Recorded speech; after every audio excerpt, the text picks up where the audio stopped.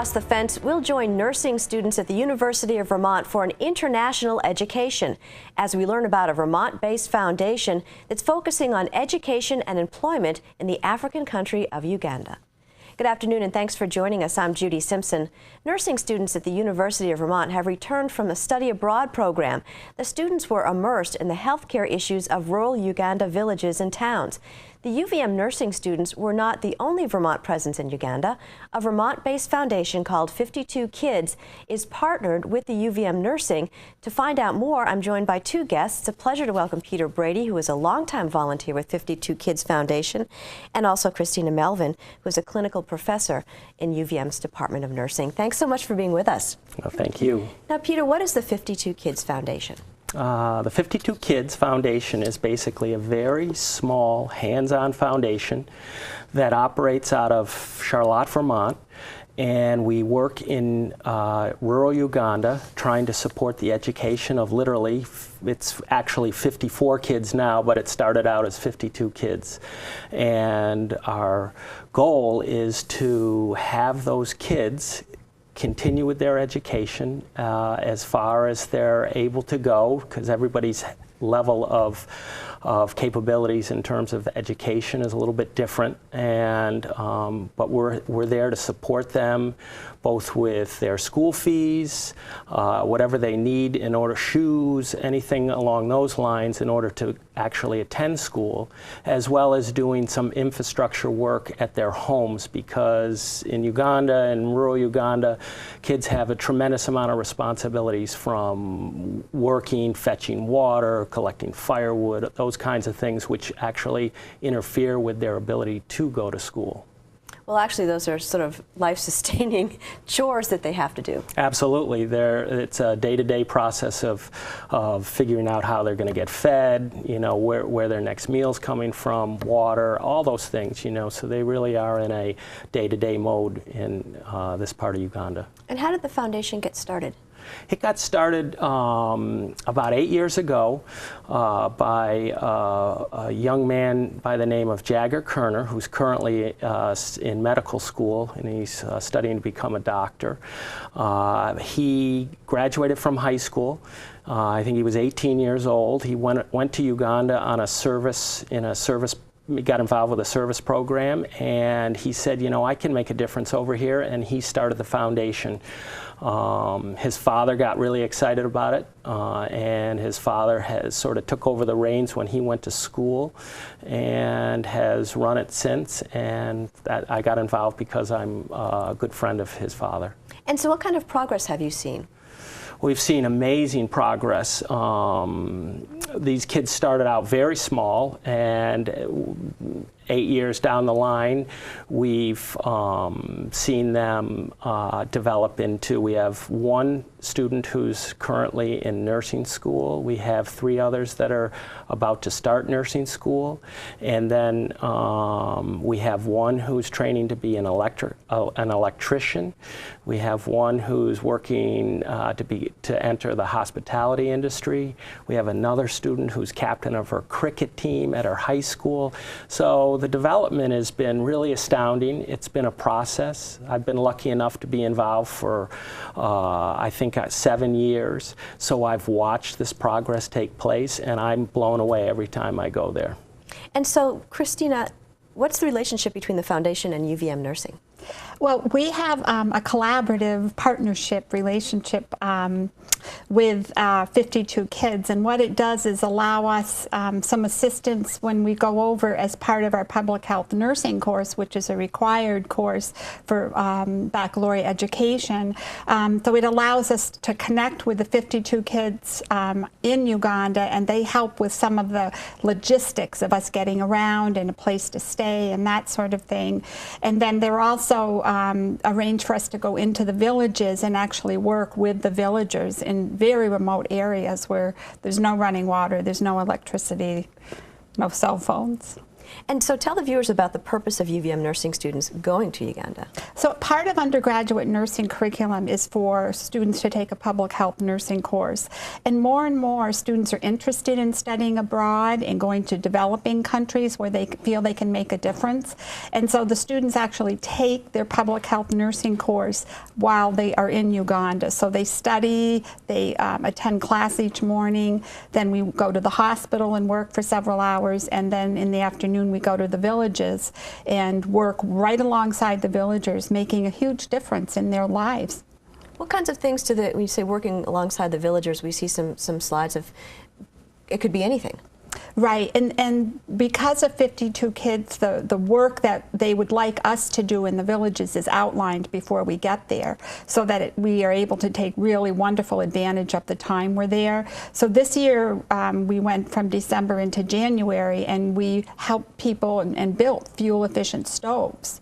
So these are stoves that are vented to the outside of the hut where the cooking goes on. So it allows for more efficient cooking, but it also gets the actual fire part of the cooking more contained is a better way to put it. So it's safer. It's safer, and there's a real problem with smoke inhalation and children falling into these fires and becoming burned, so it's much safer. And so it's just the fact that these folks didn't know how to do that or even realize that there was a different way of doing things. And they had more, we were able to provide hands-on help with that, so we built quite a few of them. And so while the course is part of the student's education, there's an extra travel fee involved. Yes, Judy. Yeah, the tuition, so to speak, for the course is already part of the UVM tuition, but there's a cost for the flight and then lodging there. So yes, it's somewhere between $3,500 and $4,000 extra dollars. Is it popular? Do students really want to go? Yes, yeah. There's an application process. The students write an essay about why they're interested in going, and then they're selected. They have to have a good grade point average to go. So Peter, how can people get involved with 52 kids? Well, there's a number of ways. You can, first of all, we're a nonprofit, so we're always looking for donations. It's always a struggle to fund the work that we're doing there. But we also offer a travel program in which we take both high school students, and we also take adults that want a hands-on experience, as well as the nursing program that also runs their program. Mm-hmm. You can also you can learn more about us on the 52 Kids website, which is 52kids.org, mm-hmm. or we also have a Facebook page, so you can follow us on Facebook. So okay, once again, that's 52kids.org, or you can call the foundation at the number on your screen. It's 802-425-2429. That's 802-425-2429. Well, joining us now is Nicole St. Germain. Nicole is a 2013 UVM nursing student graduate, and she was one of the senior nursing students who was part of the study abroad program in Uganda. Thanks so much for joining us. Thank you. So tell us about your experience. That's always a hard question to answer because it was a very overwhelming experience, but it was amazing. We saw some amazing things, some kind of horrific things, but it was just such a learning experience that you couldn't have gotten from reading a textbook or from even being in a first world country. So what were some of the things that you did? We spent a lot of time in the hospitals in the morning. So we saw a lot of the issues in the hospital over there, which are very different from what we experience in our clinicals in Vermont. Like what? Different diseases, malaria, Malaria was huge, and then traumatic events. We don't have a lot of machete accidents or work-related accidents, and it was, just a lot of different issues than we were used to seeing. Mm-hmm. And so what did going to Uganda mean to you? Well, when I first was accepted to go, I was beyond excited, but I don't think I realized what I was really going to get out of it. So now, being home, it means so much more than I ever thought it would have. It was an experience I could never have gotten otherwise. So, mm-hmm. Was it hard? It was very hard. I I don't think any of us realized what we were really getting into, and it was a very emotional, like emotionally testing experience. Like probably the hardest thing I've done thus far in my life, but I wouldn't take it back for a second. Mm-hmm. Do you think that maybe someday you'd go back? I do. If you would have asked me a week after I got home, I don't know if I'd say the same thing, but thinking back on it now, and now that I've had like a month to come back, like it's absolutely amazing. And the people were absolutely amazing, so welcoming. Like it was, yeah, I would go back. How do you think you're going to incorporate this experience in your nursing career, do you think? Well, in nursing especially, like when I go into the hospitals, you just think of like really watching what you throw away and what you waste, because you see how little they have over there, and you make sure that you're not wasting stuff anymore. And then just seeing how strong people can be, like in taking that and applying it to the patients I see now. Mm-hmm. And Christina, what do you think that students are getting from this experience?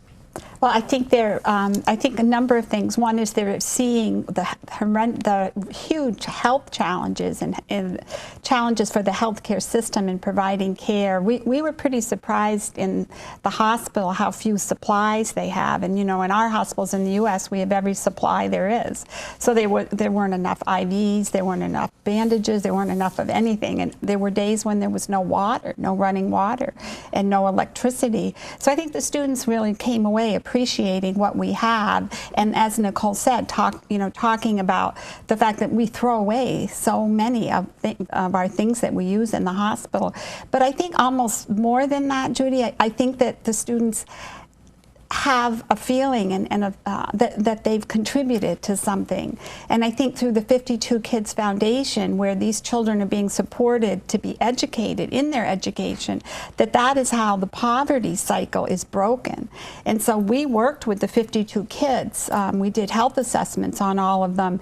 And you know, these children and young adults they're just so thrilled to be part of this program, because life in the villages as a child is very difficult. And they often don't go to school because they're responsible for walking miles to get water, to get firewood, you know, the things that we don't even think about in the U.S. So, and I think the other piece is, you know, the fact that we, in the U.S., when someone goes to the hospital, there's all kinds of diagnostic ability. And in Uganda, that's very limited. So it certainly gives a much different perspective. And out of the 10 nursing students who went with us, I would say at least 3 will go back. And I think many will be longtime supporters of the 52 Kids Foundation. Mm-hmm. You know, for internships, you're supposed to be getting experiences out of it, but it sounds like the people that you worked with got just as much from you. Yeah, I think it definitely went both ways. I think what we really did is when we went into the community, we helped just bring everyone together. So we, hands down, were not as good at the work as the Ugandans were, but they were very accepting, and they would help us, and I think we helped bring everyone together. So it definitely worked both ways, and I learned more from them than they realized. I know that. So was there one situation or experience that really stands out? One experience that I had was I actually was in the hospitals and watched a cesarean birth of a little girl, and just to see that how, like, they had very, very little equipment, like nothing that required any sort of plug-in or anything, obviously. So to see that they can do something that amazing with such little supplies was amazing. Like, a birth in itself is always like such an experience, but to have them have such little stuff and be able to pull it off and this healthy little girl be born was phenomenal. So that's incredible. Yeah.